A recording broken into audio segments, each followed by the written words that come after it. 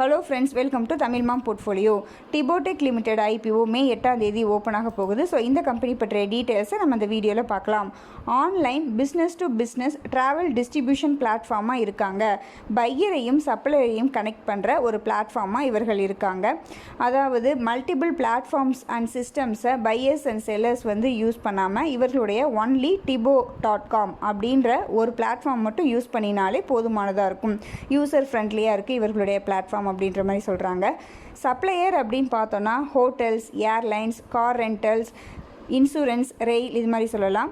Pier அப்படின்னு பார்த்தோன்னா travel agencies, tour operator, independent travel advisors, online travel companies, super applications, loyalty applications இவர்கள் எல்லாத்தையுமே buyer அப்படின்ற மாதிரி நம்ம சொல்லலாம்.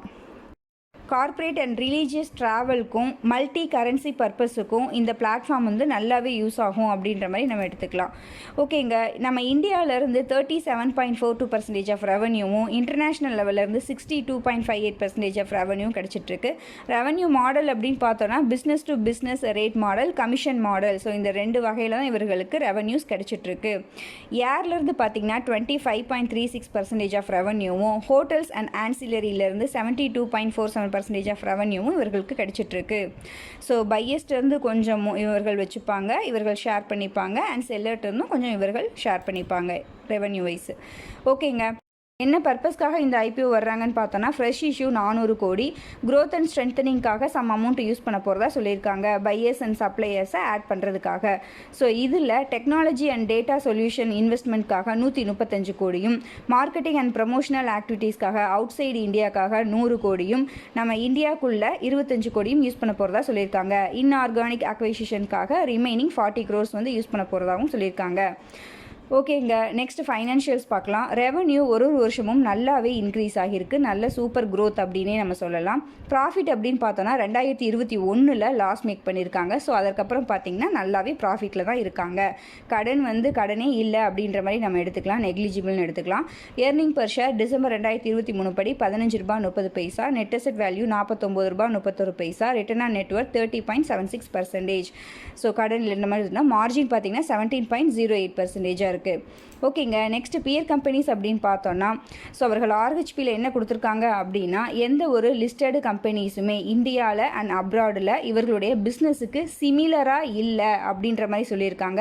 இருந்தாலும் ஓரளவுக்கு சம் செக்மெண்ட்ஸ் மேட்ச் ஆகிற மாதிரி நம்ம ரேட் கெயின் ட்ராவல் டெக்னாலஜிஸ் இருக்குது அப்படின்ற மாதிரி. ஸோ அதை லிஸ்டடு பியர்ஸாக இந்தியாவில் ரேட் கெயின் ட்ராவல் டெக்னாலஜிஸ் அப்படின்ற மாதிரி சொல்லியிருக்காங்க. குளோபல் லெவலில் travel CTM, Webjet limited. So இந்த 3 கம்பெனிஸை லிஸ்டட் பியர்ஸாக கொடுத்துருக்காங்க. Return on network 44%. மற்ற பியர் கம்பெனிஸை கம்பேர் பண்ணும்போது ஐபிஓ வர்ற company TBO Tek okay. PE multiple அப்படின்னு பார்த்தோன்னா RateGain travel technologies 113 PE மல்டிபிளில் ட்ரேட் ஆகிட்டு இருக்கு. டிபோடெக் பார்த்தீங்கன்னா 45 பிஇ மல்டிபிளில் ஐபிஓ வர்றாங்க.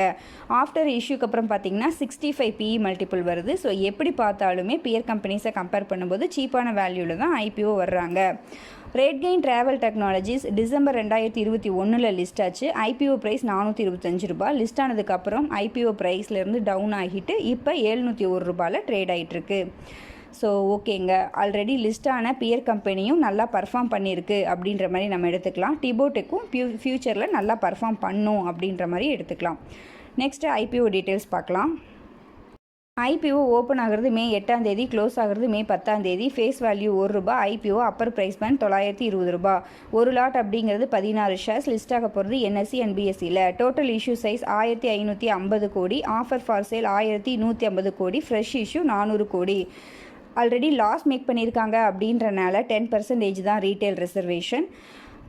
பேசிஸ் ஆஃப் அலாட்மெண்ட் வருது மே 13ஆம் தேதி. அலாட் ஆகலைன்னா ரீஃபண்ட் ஆகுறது. ஷேர்ஸ் டிமாட் அக்கௌண்ட்டில் கிரெடிட் ஆகிறது மே 14ஆம் தேதி. லிஸ்ட் ஆக போகிறது மே 15ஆம் தேதி.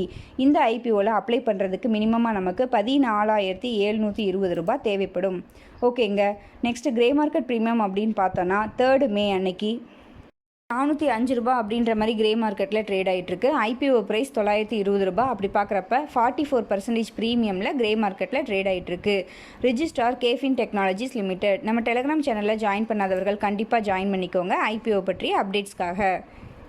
ஓகேங்க. நெக்ஸ்ட்டு லாங் டேர்ம் அப்படின்னு பார்த்தோன்னா promoter holding pre IPO 51.26%, after IPO நான் அப்டேட் பண்ணுறேன். ஃபைனான்ஷியல்ஸ் பொறுத்த வரைக்கும் நல்ல குட் க்ரோத் இருக்குன்னு சொல்லலாம். கடன் வந்து இல்லை அப்படின்ற மாதிரி எடுத்துக்கலாம். பிஸ்னஸ் அப்படின்னு பார்த்தோன்னா ட்ராவல் டிஸ்ட்ரிபியூஷன் பிளாட்ஃபார்மாக இருக்காங்க. பையர் அண்ட் சப்ளையரை கனெக்ட் பண்ணுற ஒரு எண்டு டு எண்டு பிளாட்ஃபார்மாக இருக்காங்க. யூசர் ஃப்ரெண்ட்லியாக இருக்காங்க.